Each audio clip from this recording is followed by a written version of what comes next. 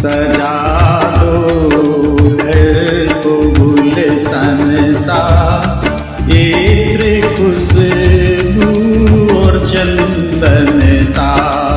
सजा दो घर को गुलशन सा, इत्र खुशबू